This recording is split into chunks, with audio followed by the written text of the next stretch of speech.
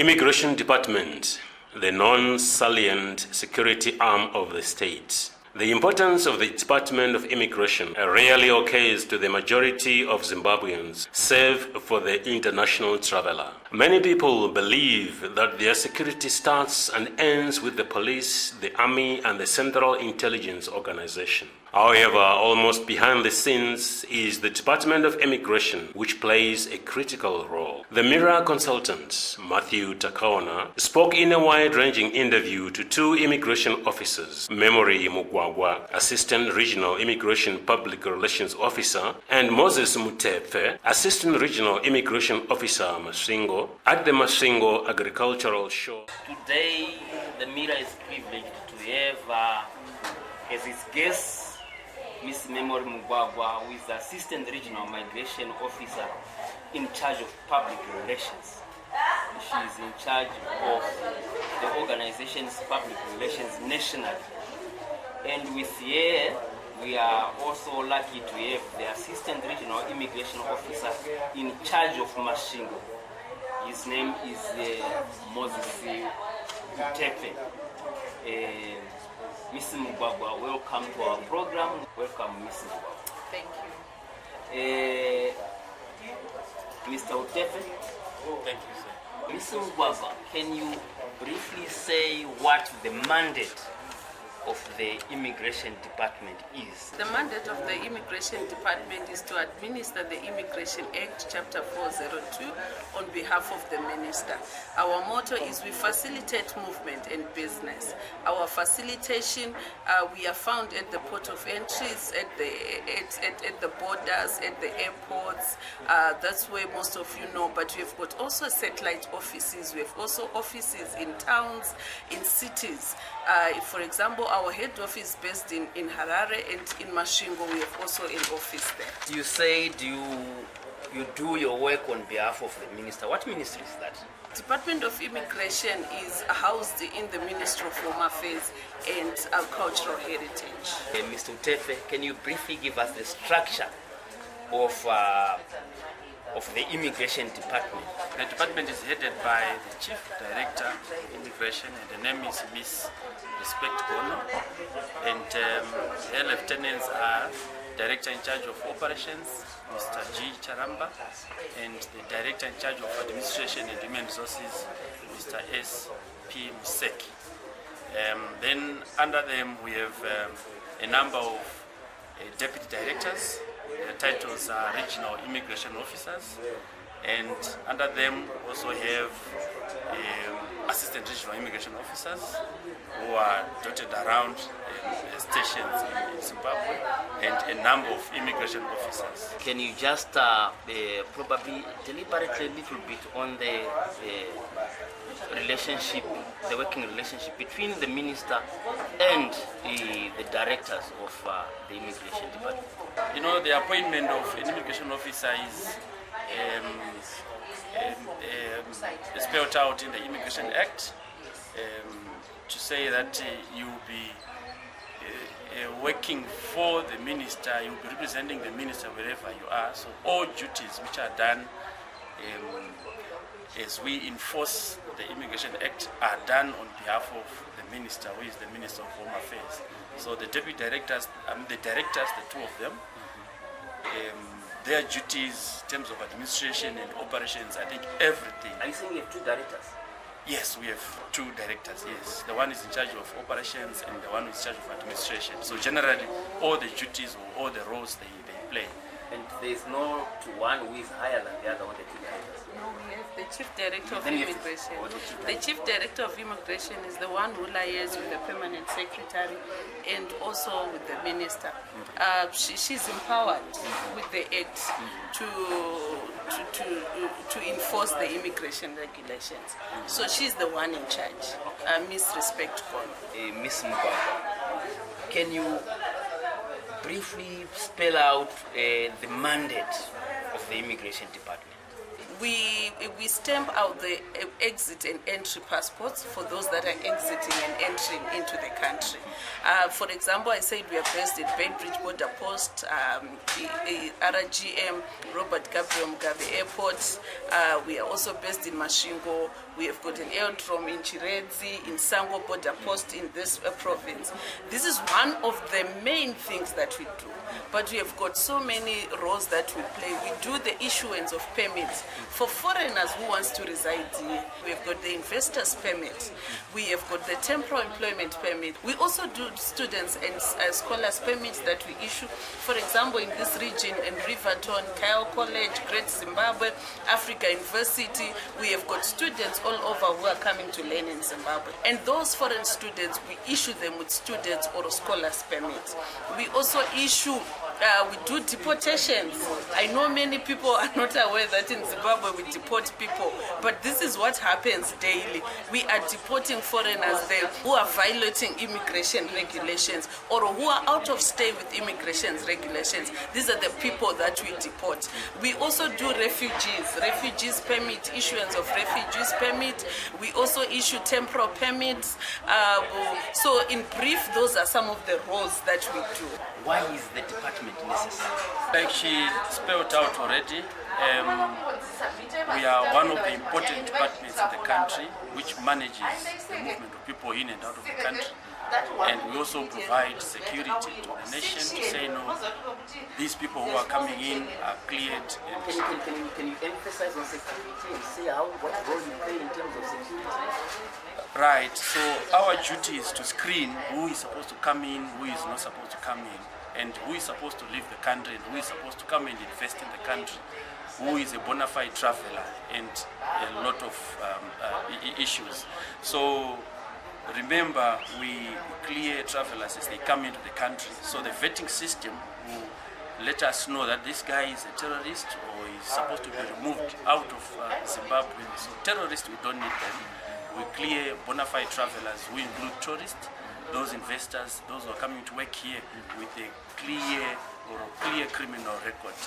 They are welcome in the country. So we need to create a stable environment, a peaceful environment in Zimbabwe for investment.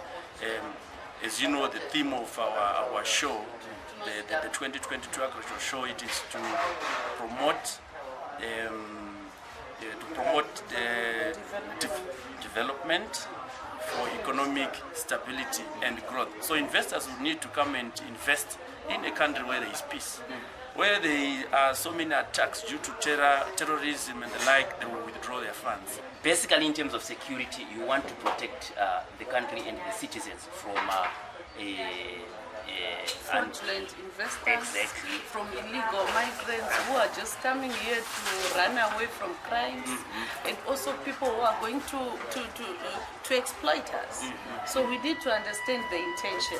Who is coming, who is not coming. What is the criteria that you use at the airport to say this person can be an unwanted immigrant, or this person is will fit into the criteria that we want for our investors or for our visitors? We have got a suspect index book that we use, working hand in hand with Interpol, working hand in hand with Zimbabwe Republic Police, working hand with the security agencies to continually update our systems. And not only that, we have got facilities on our IF1 immigration declaration form that we give. On number 9, we actually specifically ask you to say, have you ever committed any crime? If you have, what do you do? We do not allow you entry. So anyone who has not committed a crime, you would not... I'm saying one of the tools that we use to minimize the people to enter. And we have got also an online border management system that we are actually enhancing right now to be able to facilitate that. That just at the click of a button, we are able to identify who is involved in what crime, when and how. And we are also using the iris system. The iris system will also be able to detect, just by the detection of your eye, we can see this one had committed a crime, where and how. The iris system, we have worked with it with the ZRP, for example, to be installed at Bainbridge Porter Post and RGM Airport. These are some of the They already installed. Yes, for example, at Airport, yes, we had the pilot project happening right now. And at Bainbridge, I was also trained to be as part of the IRIS system. So it is when you're just coming in, the CCTV or it will capture as you come in, and it will be connecting to the system to say this eye as you come in, just coming in, to say this one is involved in this crime. So a red button will click at the officer's table to say that you are involved in this crime and will not be allowed. So we are saying, as the Department of Immigration, we are working hard to ensure that our online border management system is Do you have any upgraded. results so far from this IRIS installment? As So you- far, if we have any positive, any good results? Not yet, but what we are doing, like what you're saying, because of the upgrade of the Bainbridge border system, we are working also so that those IRIS systems will be installed to say that this is happening. But this is what is happening on the ground and what we are being trained for. So the Department of Immigration is working hard to make sure that we've got a comprehensive security system. As you know, we are facilitating. So facilitating would want to have a secure environment for investors, and not only for investors, even for Zimbabwe to be secure in their country. We also do the e-visa system that you apply when you're in your comfort of your home, and when you apply, we are able to check and see if this person involved in the crime, was this person involved in. So if even before you come, we will say no, we will not allow you to come because of certain specific reasons. How big is the immigration department? We are above 600 people that are working in the Department of Immigration. Immigration officers, we have the accountants, the staffing officers, the human resources, administration. Right now, the government steerer, we are talking of monitoring and evaluations to understand the projects that are there, public relations. What do the immigration officers do, Mr. Mutepfe? They man ports of entries and exits, and that's where they do the clearing of passengers as they come in, as they leave the country. They also go on to enforce the adherence to immigration laws and regulations for persons who have been cleared into, who have been allowed entry into the country. So, for instance, our town office here in Masvingo, there are some compliance duties which are done by officers who are in town offices to make sure those guys who are cleared into the country are adhering, or they are in compliance with the Immigration Act and its regulations. So all foreigners or all visitors, we might say visitors who would have come to the country are supposed to adhere to the laws and regulations of the land. Or somebody comes says he's a tourist, he's a visitor, and then you find him probably at a mine somewhere doing some work. Is the immigration department involved somehow in terms of making sure that what he said he would be coming from is what he or she is doing? We have a compliance team. They are the enforcement guys. When on our IF1, the declaration form, like I explained, it clearly spells what's your intention of coming. Is it business? Is it temporary? Is it holiday? Is it other business that you're coming to do? So a person indicates and say, I'm here as a holiday visit. That's why I said we also work hand in hand with Zimbabwe Tourism Authority. We share statistics, what is happening and all. And now our enforcement team is always on the ground in checking on these hotels, in checking the places that people have visited, to say, do we have these people? And then if there are no, then they start even to make follow-ups, and arrests have been happening. Even people who say they have temporary employment permits, some of them we find them at the mines, foreigners, and we've arrested them because they were not mandated to work for that mine. Some of them were not mandated. Some companies were involved in fraud, lying to say that those people are working for this. Yet when we look at their permits, that's not what is there. So we have arrests and deportations have been happening. What are the most common immigration crimes that you come across? We had quite a number of them, and mainly entry by evasion. People, they enter the country without being cleared at ports of entries. We also have cases of overstay. People, they stay illegally in the country, so without any valid permit in them. We have also guys who come and work here without work permits. And we also have guys who come here to marry our own sisters and brothers. Then they stay here illegally without applying for spousal permits. Yet we have offices dotted around the country which issue such permits. So I think in brief, those are some. Which is the most common of those that you come across? Which is the most common? The biggest arrest, in which category do you find it? Yeah, the entry by evasion. Those guys who come without being cleared at ports of entry. Yes, that's the main one. What has been the statistics like for those that come by evasion, as you say? Statistics for That's okay. January to date, we have about 35 illegal immigrants who have been arrested, managed by our courts, sent to prison for their deportation. So they have since left the country. How do they travel from their countries through Zimbabwe to South Africa? They use also our people to be able, our people are actually illicit to the crime. They also become syndicates. But some of them do not even know that they're committing crime. And that's the reason we were here at Masvingo to say, Zimbabweans, you have a role to play. You also have to be on guard, because some of them are actually, keeping them at their houses. Some of them, they do the transit when moving the people from this Malaicha, from this bus, from this combi. That's a crime. Yes, it's a crime, because your vehicle would actually be impounded and you go to the court and you be given a charge. So you see, the Zimbabweans do not know. Some of them, like from example, we are saying they take the people from Mutepfe, they keep them at their houses. They move them, they sleep somewhere. What's the crime in keeping them at their house? You are harboring an illegal immigrant, which you do not even know. That's the one that you are doing. So you become part of the crime. To say because you facilitated. It's actually facilitation of an illegal immigrant. So Zimbabweans, we are appealing to you today and say you have a role to play. Some of Zimbabweans have brought information actually to say this is what is happening in Toko, this is what is happening in Beitbridge. And even in this province, in Beitbridge, you have issues of Zimbabweans who are now immigration officers at their houses, stamping passports, Zimbabwean stamps, South African stamps, Zimra stamps, police stamps in their houses, manufacturing them and trying to have a replica of the original immigration stamps or Zimra or South African stamps at their houses. At the end, sometimes people just cross the border, they have a stamp, which is not the correct stamp. And we've had issues of Zimbabweans who have been arrested in Beitbridge, for example.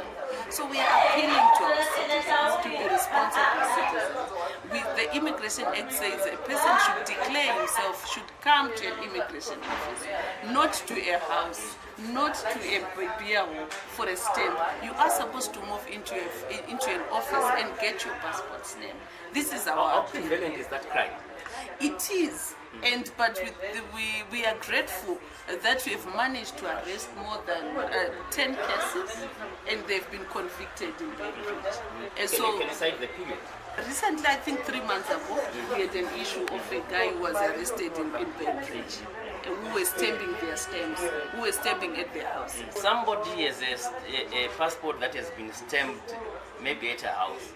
If that passport is brought to the Mr. Mutepfe, if that passport is brought to your office, are you able to detect and say this stamp is not our stamp, or this passport is wrongly stamped? Yes, we are actually trained to detect such illicit deals.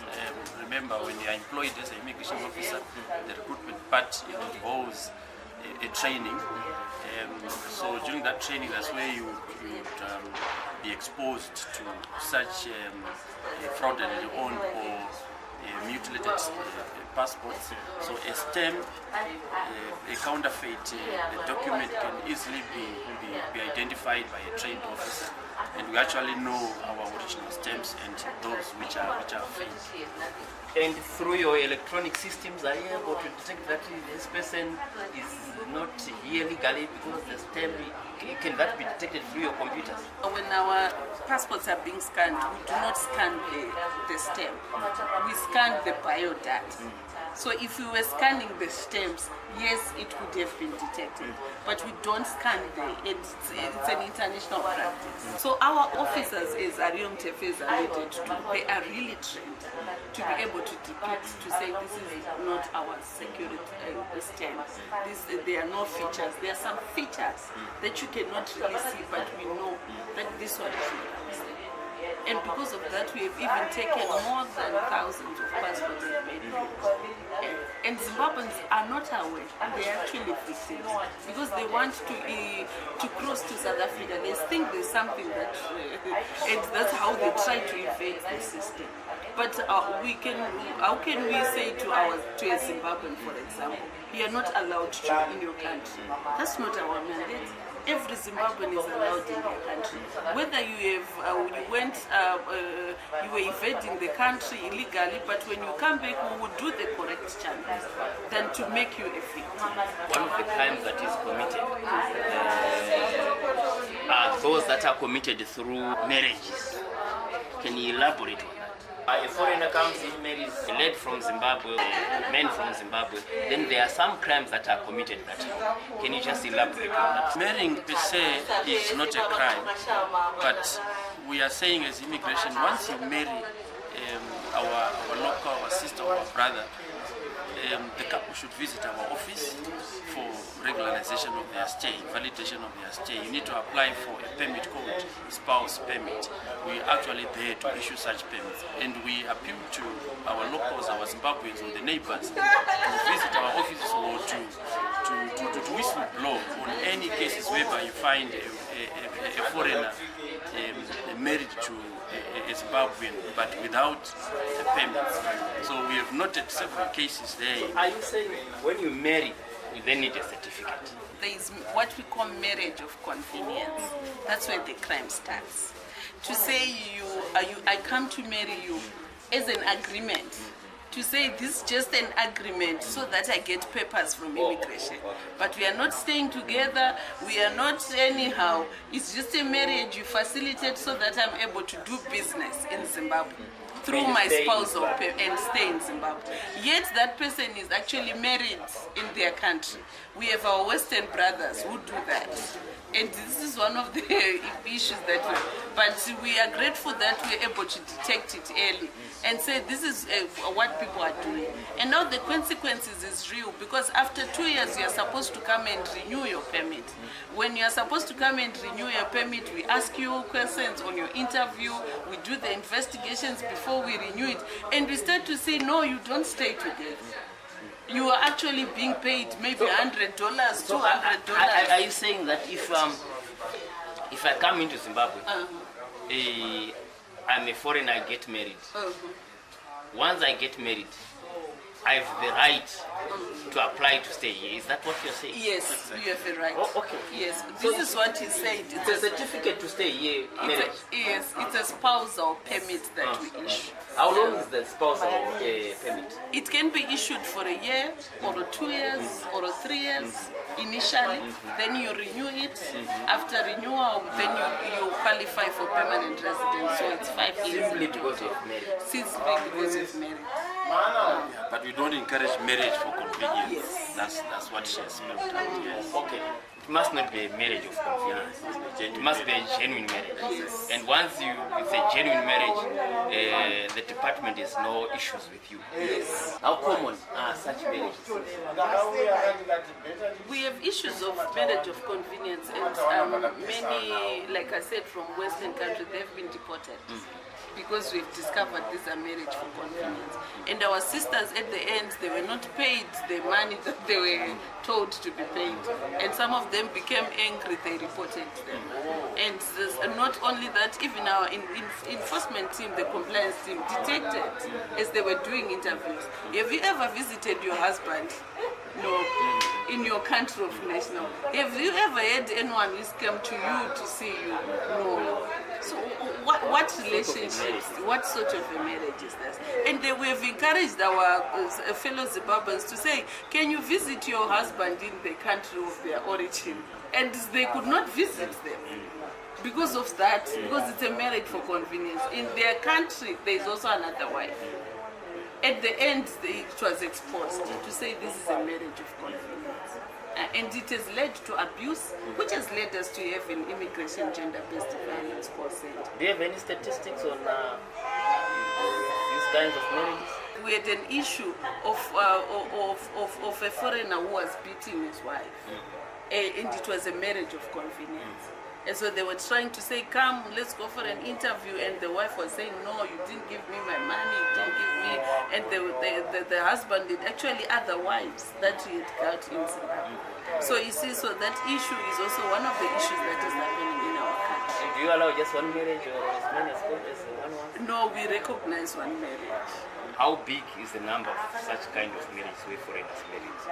The numbers are declining as we are going on. Maybe yearly now we are deporting maybe 5 to 10 people, but there was a time in the previous years where we were deporting 50 to 100 and saying this for Western. That's why you've seen the decline in some of it. Because What do you attribute the decline to? A very effective compliance system. What is the statistics for deportations? For example, in 2022, at the current, we are on 323 Deportations. Yes, 323 deportations. Recently, we had 148 who were deported. So annually, we can reach even up to 1,000. What are the most common reasons for deportation? Out of stay, for example, entry and exit by evasion, marriage by convenience, as I was explaining, a false declaration to say you're coming to work for this company yet you're not working. Those are some of the reasons that we're going. Because you capture statistics on people who go out of the country and those who come in. Surely you will have a variant as to the net. Is the net outward or the net inward? Can you just make a comparison of the number of people that goes out on a yearly basis as compared to those that come into Zimbabwe on a yearly basis? Because now there is a bit of an alarm among Zimbabweans that the rate of movement out of the country must have reached a crescendo. It's alarming. So we can only detect that from the figures that you have from As of last year, our figures were very low because of COVID-19 issues. Our ports were closed, and even up to the first part of this year, our borders were closed. For example, Beitbridge, the entry was about 413,000. The exit was 323,000, which is not normal because Beitbridge on its own facilitates more than 5 million people entry and exit. 5 million. Yes. So basing on this year and last year, the figures do not reflect the true picture of what is happening. Because remember, we were just allowing the commercial traffickers, the drivers who were doing the commercial routes to come in and out of Zimbabwe. And even at our airports, the total amount of people we exited was about 123 vis-a-vis those that are coming, which is 260. So just using those figures, you can clearly see that it's not a true reflection of what is happening. And it's not alarming because 263 are coming into Zimbabwe, 163 exited last year. The difference is The difference is just 100,000. What are the biggest challenges that you face as a department? The biggest challenges we face is border jumping, like alluded to, human trafficking, human smuggling, and like our appeal with Mutepfe is Zimbabweans with a role to play to safeguard the nation, to safeguard the interests of our nation. How serious is human trafficking? The human trafficking in Zimbabwe, like Mutepfe said, it has mainly been a transit nation.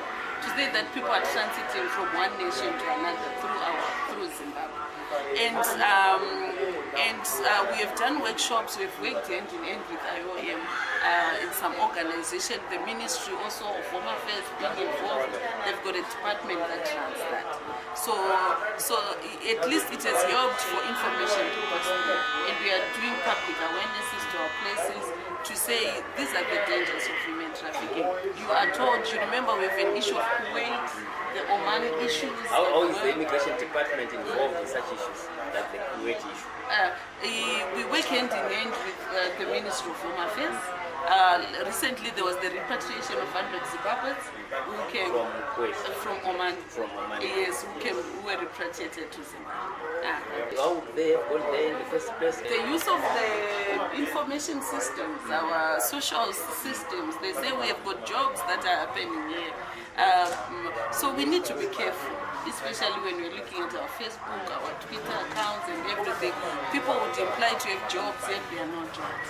And our people end up being victims, we end up being into prostitution, abused, and to discover when, but we are grateful also for our working hand in hand with the foreign affairs, the embassies. They also help in the facilitation, in the repatriation of Zimbabwe. Border jumping. How are you involved with? How serious is it? The border with South Africa and the border with Botswana. We had so much statistics, especially during the height of the COVID era. People would find it difficult to access the passports and the like, so they would actually cross the borders illegally. And some of them wouldn't know how best to go about it to get passports, especially they are attending to emergency cases. The RG's office was open to such people who are attending emergency cases, so they would be given passports. But then now we would be having people who are crossing into Zimbabwe, into South Africa, our locals, illegally, and even coming back into Zimbabwe illegally. Those borders were closed, so they would use undesignated entry and exit points. But with the opening of the borders now and the relaxation of COVID restrictions in travel, we are now using designated crossing points to enter and leave the country. And the same applies to other countries. We have specified Botswana and Zambia. The border between Mozambique and Zimbabwe, almost throughout its line, it's very porous. People can walk in and out. Maybe of course there are relationships across the border, but here is very porous, and because of that situation, there's also a lot of smuggling that goes on, particularly in the Chirez area, Mutare border. There's a lot of smuggling. The border is porous. What's your comment there? Yeah, good smuggling, people smuggling, and human trafficking. Those are cases like Ario Mugwagwa is mentioned. Those are biggest challenges to immigration, and we will continue to fight that. We will not tire up until we reduce. We will not end the challenges. Definitely we can't, but we have to make sure we reduce the cases. What are you doing? Her office and the compliance office, they are working tirelessly to make sure we reach our targets, and we have the assistance of other stakeholders, as we have adopted a holistic approach to fight such transnational crimes. The police, they are assisting us manning those are designated crossing points. As you know, those are trained officers who are trained to work in the bush. Our officers, yes, they are designated crossing points, but we also have the assistance of the police and the army. And I'm glad to announce that at Beitbridge, the Limpopo River, there is a helicopter which flies, which patrols that river, looking for illegal entries and illegal exits. So definitely we are going to fight that. We are fighting that, and we are going to reduce such cases. And there are initiatives for drones to be able to patrol the borders, the porosity of the porous of the borders. And we are also joint operations that are happening, and regularly the joint operations are happening, which has yielded so many results. And also, our security systems, the erecting of fences and all those things, the manual barriers, so that we have those. Those are some of the initiatives that are happening. And we have seen results in Beitbridge, we have seen them working, and also even our team, our compliance team, that we need to applaud for them for doing an immense job to try to make sure that we have got a reduced number of border jumping. Okay. Your final word, Ms. Member. The Department of Immigration is here and we are open for you. Any questions, any queries, please get in touch with us. We've got an immigration call center that has just been recently launched on the 17th of June. Any information, any query, please get in touch. Thank you so much. Where is the immigration call center? The immigration call center is based at our head office. It's functioning 24/7. We have got toll-free numbers 080-1222-3 up to 6. Get in touch with us. We have got a committed team there that is ready to assist you. Why is it important for people to cooperate with the immigration department? We do not work in a vacuum. We need people. We need people for information. We need people as we facilitate movement. We cannot facilitate movement without people. Thank you.